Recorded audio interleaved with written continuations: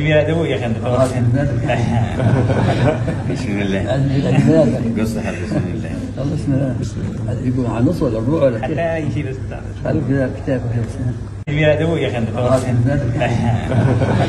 بسم الله قصة بسم الله بسم الله يقول عن نص ولا الربع ولا حتى يشيل الستار قالوا كذا كتاب Selamat murtad, selamat murtad, selamat murtad, selamat murtad. Ulang tahun bukan bagian daripada Islam, dan ini benar-benar merupakan bagian daripada acara orang-orang non-muslim. Makanya mereka mendatangkan kue, mereka ada lilin ditiup, lalu mereka berdoa pada saat itu. Dan ini lebih kentalnya atau lebih tepatnya acara kaum Nasrani. Dan Nabi SAW sudah bersabda kepada kita semua, "Man tashabbaha biqaumin fahuwa minhum." Siapa yang menyerupai satu kaum, maka dia adalah golongan daripada kaum itu. Dan kita dilarang, tidak boleh sama sekali. Assalamualaikum warahmatullahi wabarakatuh. Alhamdulillah kita bertemu lagi teman-teman di channel Nasrus Sunnah. Baik teman-teman, di video kali ini masih terkait dengan Habib Umar, akan tetapi bukan berkaitan dengan bacaan Al-Quran ya. Ini terkait dengan beliau merayakan perayaan ulang tahun beliau, tapi ini dirayakan ya di Malaysia. Informasinya di Malaysia. Mungkin ini berhubungan dengan safari dakwah beliau sebelum datang ke Indonesia. Nah, coba teman-teman kita lihat cuplikan video perayaan ulang tahun Habib Umar. Kemudian nanti insya Allah kita akan komentari. Ini dia teman-teman videonya.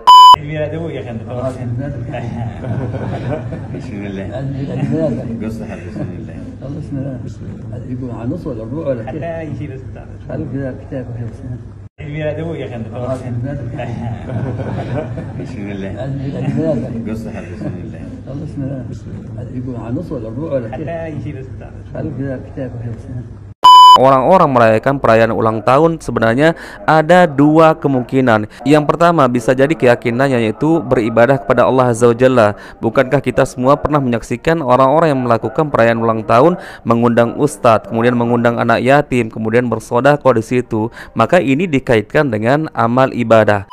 Ya Allah ya Rahman ya Rahim, ya Allah ya Rahman ya Rahim, ya Allah ya Rahman ya Rahim, ya Allah ya Rahman ya Rahim, ya Allah ya Rahman ya Rahim.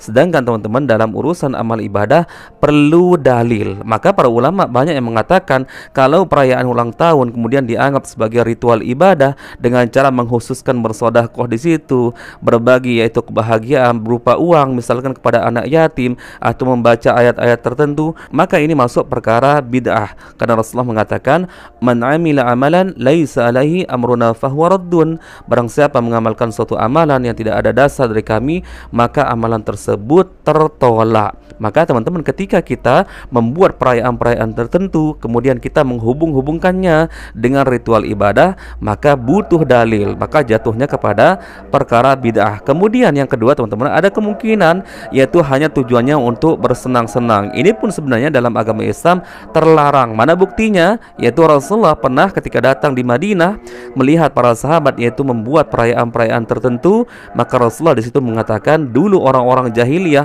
memiliki yaitu peringatan setiap tahunnya yaitu perayaan-perayaan tertentu.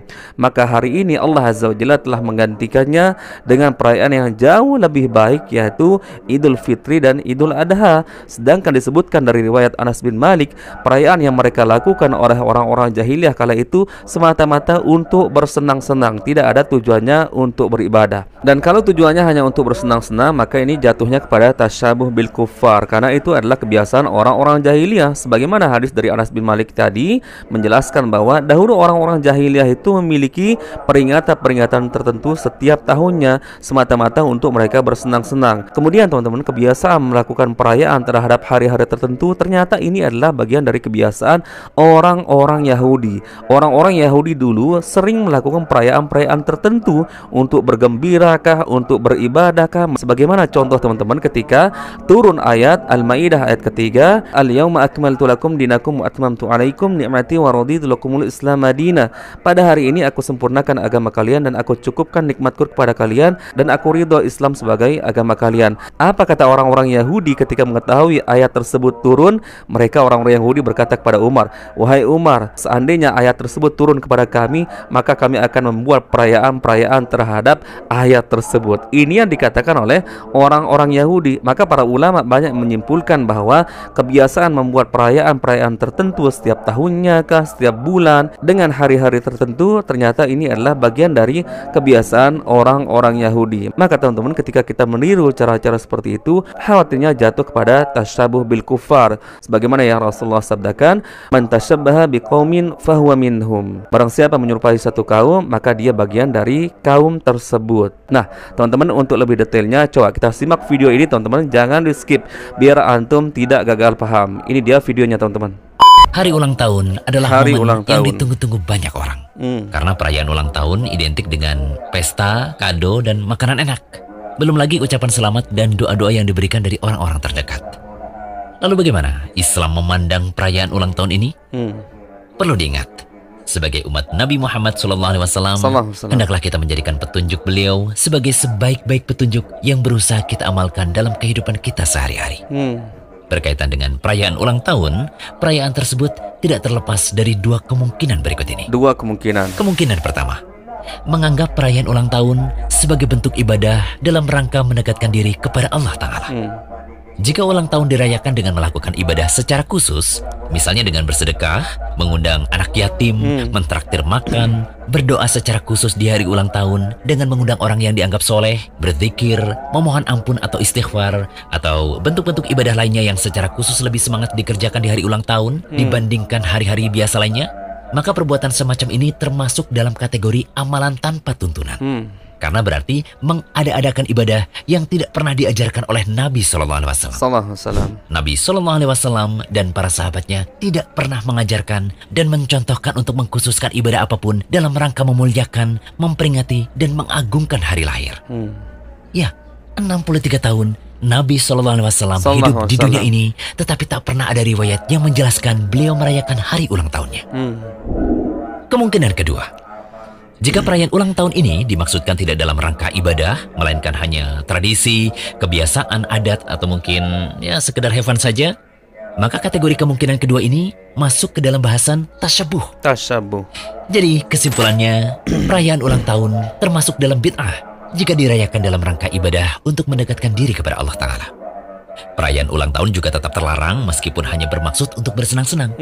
Karena syariat melarang untuk mengagungkan, memuliakan, dan mengistimewakan hari tertentu untuk senang-senang dan ibadah, kecuali ada dalil penetapannya dari syariat yang mulia ini. Seperti misalnya Hari Raya Idul Fitri atau Idul Adha. Selain itu, merayakan ulang tahun akan menjerumuskan seseorang ke dalam tasyabuh terhadap orang kafir, yaitu perbuatan menyerupai mereka dalam tingkah laku dan karakter yang menjadi ciri khas seorang kafir. Termasuk ciri khas orang kafir dalam hal ini adalah membuat-buat berbagai macam id atau perayaan yang tidak ada asal-usulnya dalam agama mereka. Lantas bagaimana hukum ucapan Barakallahu fi umrik saat ulang tahun? Begini, saat ulang tahun diungkapkan atau dirayakan dengan doa Barakallahu fi umrik, semoga Allah memberkahi umurmu, itu kira-kira lebih kental nilai mubahnya atau ibadahnya? Tentu nilai ibadahnya dong, karena nuansa Islami dan semua muslim paham bahwa doa adalah ibadah. Sehingga lengkaplah keburukan pada ulang tahun yang diyakini lebih Islami ini, keburukan tasyabuh yang dikemas dengan ibadah. Ibarat kata pepatah, sudah jatuh tertimpa tangga pula. Tasyabuh kena, bid'ah pun kena. Maka bungkus Islami tadi tidak mengubah hakikat, seperti riba yang disebut bunga, atau suap yang dibahasakan sedekah, atau bahkan zina yang disebut suka sama suka. Hukumnya tetap sama, haram. Jika demikian, sikap yang Islami dalam menghadapi hari ulang tahun adalah tidak mengadakan perayaan khusus. Biasa-biasa saja dan berwibawa dalam menghadapi perayaan semacam itu. Mensyukuri nikmat Allah berupa kesehatan, kehidupan, usia yang panjang sepatutnya dilakukan setiap saat, bukan setiap tahun. Dan tidak perlu dilakukan dengan ritual atau acara khusus. Demikian juga refleksi diri, mengoreksi apa yang kurang dan apa yang perlu ditingkatkan dari diri kita, selayaknya menjadi renungan harian setiap muslim, bukan renungan tahunan.